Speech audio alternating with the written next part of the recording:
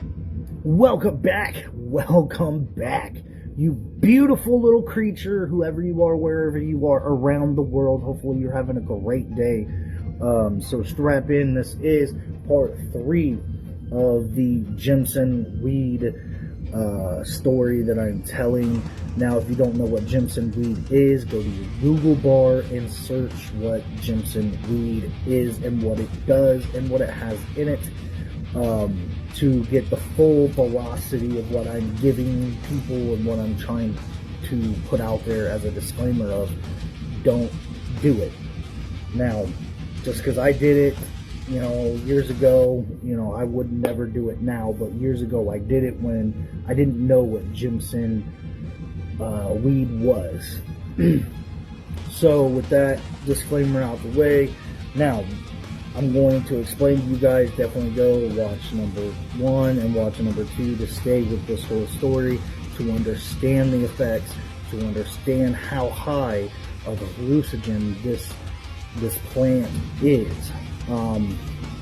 Now, with that being said, I'm going to go ahead and start into the third part of this story. So where I left off was me and the illusion, the person I believe that's with me that's not there, are walking down the street trying to get back home. Now, where I left off was the chick with the halberd, okay? Now, if you didn't go watch the other 2 or haven't watched the other 2, go watch the other 2, but I'm going to walk you guys through the last little bit of the second video to introduce you to the rest of the third video. So in the ending of the second video, there is a point in time where going from house to house, and I'm trying to just walk down the street, but the illusion or my friend, the person that's there subconsciously is telling me, talking to me, trying to get me to go talk to these people at the houses and try to get a ride home.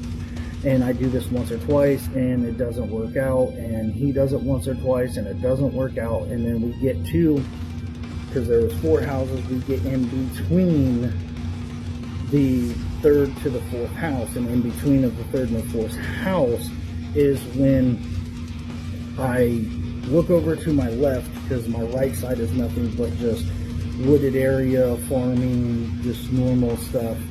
And then on this side is like a dip, and then there's a stump with a bunny on it, tied to the stump with a rope. And then there's a lady that was in a tree that was right here, and the stump was right here. And the lady in the tree was holding a halberd, looking like I said before, a pirate rogue with a mask on, and she had gloves on. No metal or anything. It was all leather based stuff that she was wearing. She had a full halberd. A halberd is something that goes down like this, and then when it goes down like that, it goes either up to make a point, and then it goes out, and then it goes up again, and then it goes back down, or the halberd goes down and then it kind of makes the point, and then it goes around like this and makes another point and then comes upwards. So there's 2 different ones, but a halberd is a huge weapon. It's huge. It's a double-fisted bow staff weapon, and mainly it was to take care of infantry, pikemen, different things during the Dark Ages that when you're in battle you can't formally get to them because they are blocking or having a defense to where you cannot reach them. So that's all out the way. She jumps from the tree, cuts the bunny in half.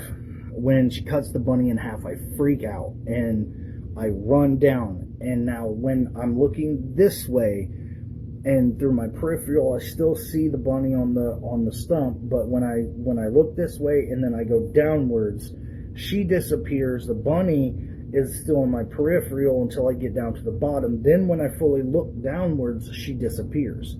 Because that's another thing about this drug. Anything that is below your waist, sorry, my bad. Anything below your waist when you're on this this plant, this high hallucinogenic plant, basically, like, there's certain things. There's like ghost cigarettes. There's the waist method, which is anything past the waist, it disappears. So if it is like an apparition, or if it's like some type of illusion because of the hallucinogenics that's in it, it'll disappear. So anything that does not disappear after it hits your waist is real. Anything that disappears after the fact of that, it's fake. So if it stays past your waist, then it's a real thing. If it falls past your waist and then disappears, it's fake. So it's a real big rabbit hole to go down with this weed that is grown everywhere. And again, do your research. Do not fucking do this shit, but at least do your research if you want to learn some cool shit about some cool shit that you need to let everybody know not to do. Because, again, we had kids no longer than probably almost about 10 years ago eating fucking Tide Pods. This is a fucking weed that can get you high and possibly fucking kill you. Okay? So that's why I'm making this. It's not to do some story. It's more or less a PSA of, please don't do this shit. Learn from my experience. Learn from what I learned when I was 15 years old, and maybe you'll learn something about me and about everything else. So I'm going to keep going. So I see that, get down to the stump, and I'm looking around. Now, my friend is up the hill, and he's holding the bike. And I look up at him, and I'm like, where did she go? Where did the bunny go? Did you see them disappear? And he just kind of looks at me, shakes his head, and he goes, I don't know. And I was like, kind of like, okay, and like looked around and was like, whatever, like I couldn't explain in my own head what it was to myself at that point in time. So I was just like, okay, whatever. I just got freaked out about it. So I ran back up the like little hill, got onto the main strip, the main road. Now, when you get onto the main road, back on the main road, so I come up, there's this area with the river that runs through it, and then there's this area with all of the wooded area. And then you have a little wooded area coming up after the like little open field / like wooded area over here where you could go and like fish and camp, because that's what it was set up for in this like little area. There was like a dock and everything and whatnot. So when we got past that area, there was one more house, and it's on the left hand side just like all the other houses, but this house in general, like it was on the left hand side. So the driveway went like this. The house itself was like small, and it was like right here, and then you had like a side, like kind of side shed that's right by the driveway. So you had this shed that was by the beginning of the driveway, kind of the middle, and then you had a bigger garage or whatever in the back that led down the driveway at the end of the driveway. And then you had the house itself, and the house itself on the porch had a swinging actual seat on it, like an old school bench, swinging bench, and it was on this side, and the door was on this side. Now we get up there and I look over, that's what I see. And there's a couple trees in the front of the yard, but not a lot. There were just like big trees, and that was it, because it was a really wooded area. So at first there wasn't anybody out there at all, okay? And by this time, I'm just slowly starting to think, okay, like this is going to take forever to get back home. Like, I don't know where I'm at. I'm literally thinking in my head by now, I'm like, okay, every house I see, I'm just going to fucking go up and knock on the door. Plain and simple. So that's what I do. Like, I look around and I'm like, okay, I'm going to have to do this. So I walk, because I asked my friend that's with me, again, this apparition, this fucking illusion that's with me, that has the illusionary bike as well, the fucking fake bike. I asked him, I'm like, hey, can you wash my bike? I'm going to go up to the house. You don't have to do it. I'm going to knock on the door and try to get a ride home. Because there was a truck, a old beat down, it was like burgundy color, like black and burgundy. And it was like a work truck. Now, so because I seen the truck, I went and I knocked on the door. Now, when I knocked on the door, nobody answered. And I stood there for a minute, knocked again, nobody answered. And so by then I'm just like, man, what am I supposed to do? So I start walking off, and I get like a little bit off of the like little patio area, and I start to walk and get onto the sidewalk. That's when I hear the door click, and it kind of open up, and this older lady like sticks her head out, and I said, hey, is there any way that you could give me a ride home?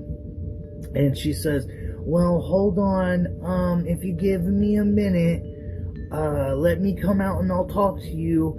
What do you need? And I just kept telling her, like, I need a ride home. I'm lost. I have no clue where I'm at, like, from where I was the night before, and I'm just trying to get home. And I know I live either, 20 to 30 minutes away from here.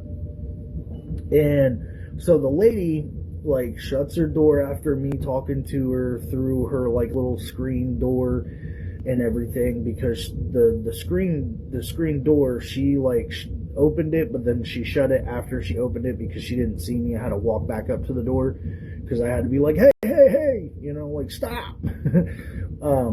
And so anyway, she closes the door, and I kind of step back, and I light my fourth cigarette out of the 5 cigarettes I had. This is the 4th cigarette.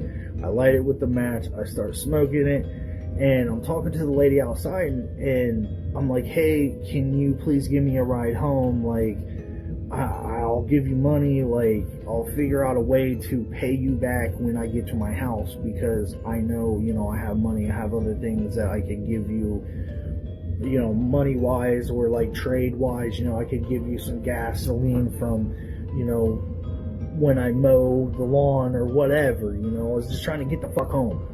And so she's sitting there talking to me, and she says to me, after I say that, she says that she can't do it at this point in time, but if I wait until 8 o'clock, her husband is going to be off, and he has the car that will actually run. The truck beside us doesn't run at all. And I was like, oh, okay. And I told her, I said, well, can I hang out here? And she says, and looks at me directly to my face, honey, I do not know you, and I'm sorry, but I would not allow you to come into my house. And I wouldn't really want you on my property for a very long time, because again, I do not know you, honey. But if you cannot make it home and you get lost further down the way, and it gets you get further down the way and it gets dark out, come back, and if there's another car in the driveway, my husband will take you home. Not a problem. I said, oh, okay, fine. That's okay. So the next thing I ask her before she goes into her house is, hey, can I get like a big glass of water? Can I get water, a drink? And she says, yeah, I can get you some water. I said, okay, cool. can you get me an extra water from my friend over there? She looks over to where